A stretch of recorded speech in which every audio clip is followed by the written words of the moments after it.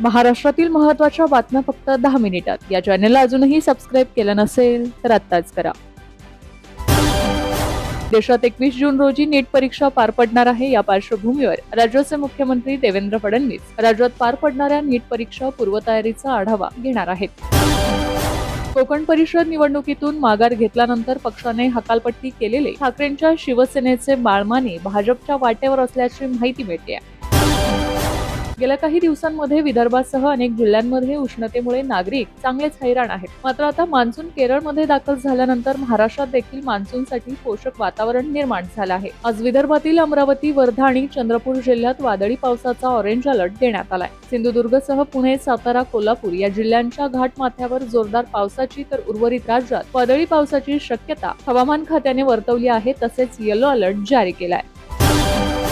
शेतकरी कर्जमाफीचा शासनाने निर्णय जाहीर केल्यानंतर सरकारने आता राज्यातील पशुपालक आणि कुक्कुटपालकांसाठी एक मोठा निर्णय घेतला आहे. पशुपालकांकडून आता राज्यभरात एक समान कर आकारणी केली जाणार आहे. पशुपालक आणि कुक्कुटपालक व्यावसायिकांना कर सवलतीचा प्रत्यक्ष लाभ मिळावा, यामुळे हा निर्णय घेण्यात आलाय.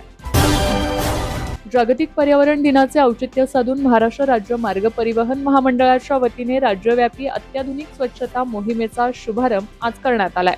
मुंबईतील परळ बसस्थानक येथे परिवहन मंत्री तथा एसटी महामंडळाचे अध्यक्ष प्रताप सरनाईक यांच्या हस्ते हा शुभारंभ करण्यात आलाय. या उपक्रमामुळे राज्यातील बसस्थानके, एसटी बसेस, चालक वाहक विश्रांतीगृहे आणि प्रसाधनगृहे अधिक स्वच्छ, सुंदर व प्रवासी अनुकूल बनवण्याचा महामंडळाचा संकल्प असल्याचे सरनाईक यांनी यावेळी सांगितले आहे. कर्नाटकाच्या राजकारणातून एक मोठी बातमी समोर येते. डी.के. शिवकुमार यांचे मंत्रिमंडळ स्थापन झाल्यानंतर अवघ्या काही दिवसातच अंतर्गत वाद चव्हाट्यावर येऊ लागलाय. काँग्रेसचे ज्येष्ठ नेते आणि कर्नाटकचे मंत्री रामलिंगा रेड्डी यांनी मुख्यमंत्र्यांवर आरोप करत मंत्रिपदाचा राजीनामा दिलाय. मेट्रोचा हिंजवडी ते शिवाजीनगर हा पहिला टप्पा सुरू होण्याला अखेर मुहूर्त सापडला आहे. या मेट्रोच्या टप्प्यात 12 स्थानकं असणार आहेत. हा टप्पा येत्या 30 जून पर्यंत सुरू करा, अशा स्पष्ट सूचना राज्याचे मुख्यमंत्री देवेंद्र फडणवीस यांनी पुणे महानगर प्रदेश विकास प्राधिकरणाला दिल्या आहेत. राज्यातील प्राथमिक, माध्यमिक व उच्च माध्यमिक शाळेतील जे शिक्षक 1 जुलैची वेतनवाढ घेऊन 30 जून रोजी निवृत्त झाले, तसेच 1 जानेवारी रोजीची वेतनवाढ घेऊन 31 डिसेंबर रोजी निवृत्त झाले, त्यांना एक काल्पनिक वेतनवाढ विचारात घेऊन निवृत्ती वेतन तयार करण्याबाबतचे जी.आर. शालेय शिक्षण विभागाने काढले आहेत. विधान परिषद निवडणुकीच्या रणधुमाळी दरम्यान काँग्रेसमध्ये मोठी राजकीय घडामोड घडली आहे. या निवडणुकीत उमेदवारी दिलेल्या नेत्यांनी अचानक निवडणुकीतून माघार घेतल्यामुळे काँग्रेसने त्यांच्या विरोधात कारवाई केली आहे. 2 बड्या नेत्यांची पक्षातून तडकाफडकी हकालपट्टी करण्यात आली आहे. याआधी महाविकास आघाडीतील घटक पक्ष शिवसेना ठाकरे गटाने 3 बड्या नेत्यांचे निलंबन केले होते. त्यानंतर आता काँग्रेसने मोठी कारवाई करत 2 बड्या नेत्यांचे निलंबन केले आहे. राज्याचे माजी मंत्री आणि काँग्रेसचे ज्येष्ठ नेते अनंतराव थोपटे यांच्यावर अनंतराव थोपटे येथील महाविद्यालयाच्या मैदानावर आज दुपारी शासकीय इतमामात अंत्यसंस्कार करण्यात आले. जिल्ह्यातील आणि राज्यातील विविध राजकीय मान्यवरांसह हजारो नागरिकांनी अनंतराव थोपटे यांचे अंत्यदर्शन घेतले. शहरातील पोलीस ठाण्यासमोरील शिवप्रेरणा या त्यांच्या निवासस्थानी सकाळी 8 ते 9 या वेळेत अंत्यदर्शन घेण्यात आले.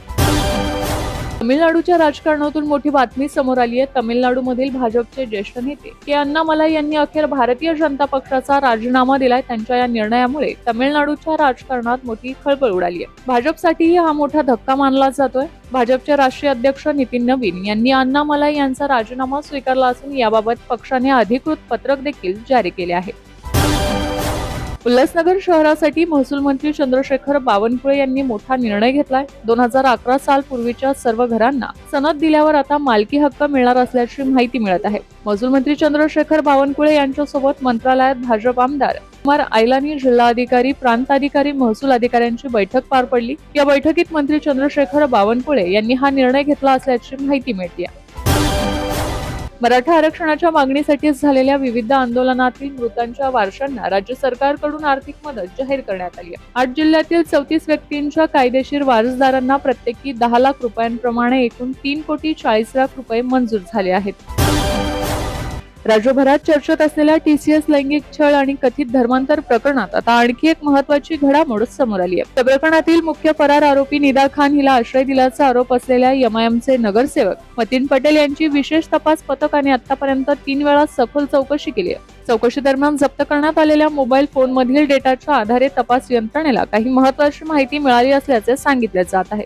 याच पार्श्वभूमीवर माजी खासदार इम्तियाज जलील यांनाही चौकशीसाठी बोलवले जाण्याची शक्यता व्यक्त केली जाते.